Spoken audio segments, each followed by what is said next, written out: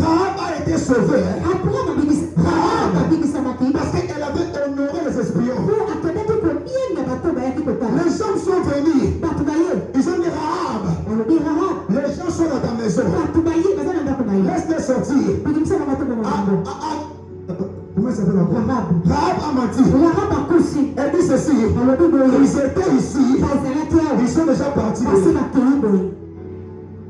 Et lorsque les gens sont partis, Rahab dit aux hommes, il dit je vais mettre une fille de cramoisi. Je ne mettrai pas là-bas. Ils sont descendus. Ils ont dit à Rahab, tu vois la fille là, ne la lève pas. Quand on viendra, parce que tu nous as honorés, tu nous as sauvés, tu nous as gardés chez toi. Écoute, nous allons revenir. Prends ton père, ta mère, toute ta famille, restez dans la maison. Ça veut dire, les apôtres d'Israël vont tuer toute la Jéricho. Sauf Rahab. Qu'est-ce qu'elle avait fait? Elle a honoré les hommes.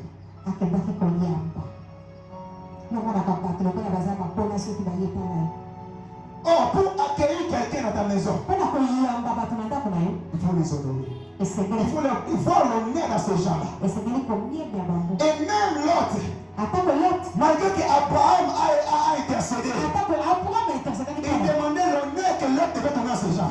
L'autre vient en prosternement. Alors, dans l'ancienne alliance, ni de position de l'honneur, il faut se prosterner devant quelqu'un. L'autre est venu.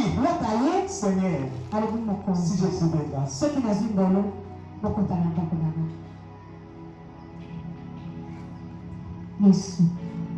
Première porte qui fait entrer la faveur, c'est la loi de l'honneur.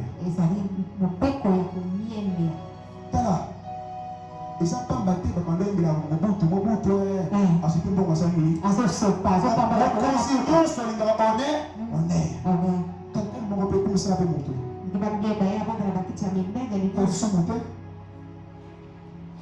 Amen. Amen. Apprends à honorer les hommes de Dieu. Apprends à honorer Dieu. Il me reste 5 minutes. La deuxième des choses, c'est l'état de ton cœur. Je vais finir là. L'état de ton cœur.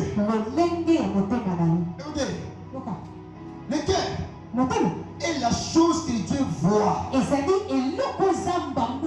avant de faire descendre la faveur. Dans un cœur rempli de montée en mauvais.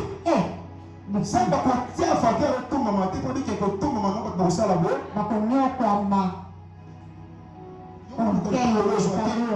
Ah, c'est la balle, la balle. Moi, je vais la balle, la balle. So, il n'a pas dit. Bon, mais la maïté. Parce que ça va pas me faire comme la maïté. Tu ne sais pas tout cas. Attends, mon frère, pipi, pipi. Attends, mon frère, pipi. Attends, ce que ça veut dire. Attends, pipi. Attends, il y a mon tour de l'équipe. Pourquoi tu veux attendre dans mon tour de l'équipe là? C'est pas ça. C'est pas pour d'imprimer les collègues. Dans le vent. Là, ça ne va pas jamais que pas de la moi en aller. Comment ça ne se passe jamais? Vraiment, très important. Il n'y a pas de et vous m'avez dit mal là. Il faut seulement la joie de finir. Chaque époque, on a été coupé là, c'est né. Pour ailleurs, on veut baser le Johanna.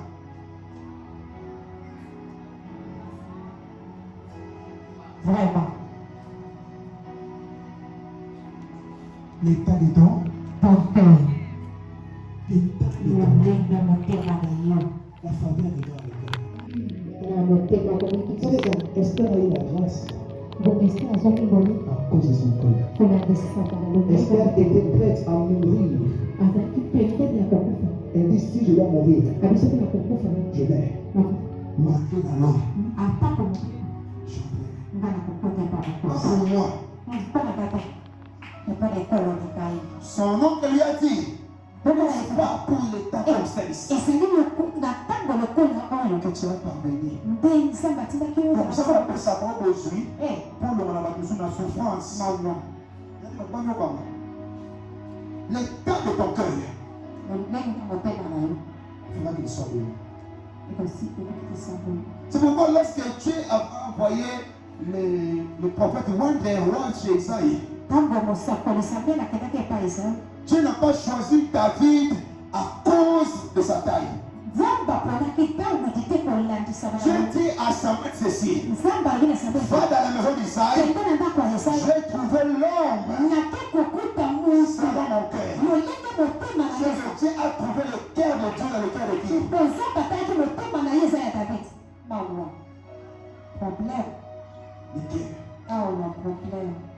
Et il est écrit, c'est de l'abondance du cœur que la bouche parle. Comme nous sommes soignés sur les lots.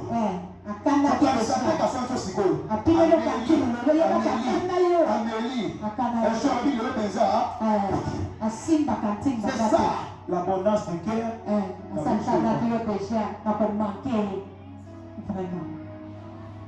Change l'état de ton cœur.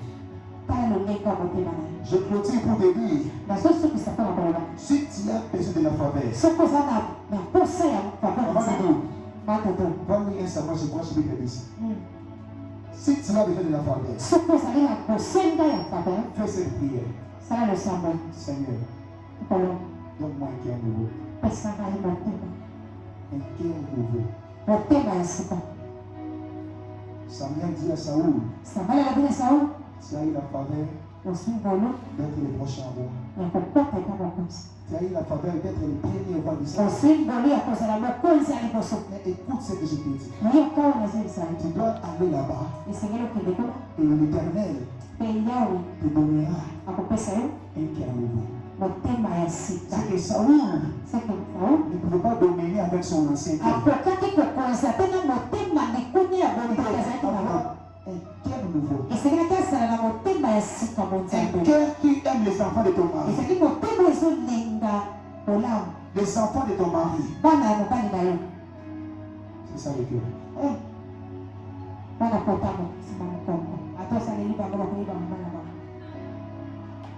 Les hommes regardent l'apparence.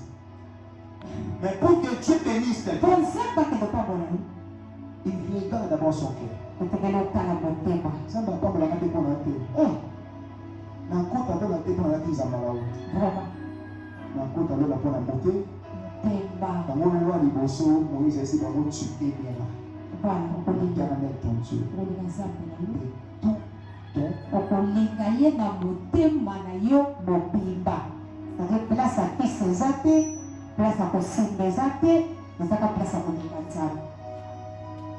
notre cœur n'est pas bon. Notre cœur est rempli de mauvaises projets.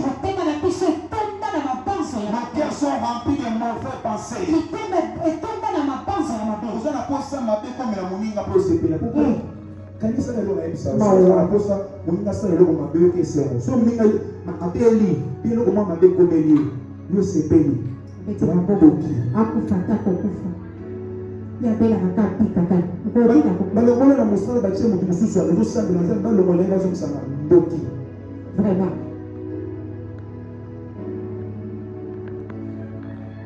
utema mabe boso moninga zo ba ke na pelo na teki makasi ne.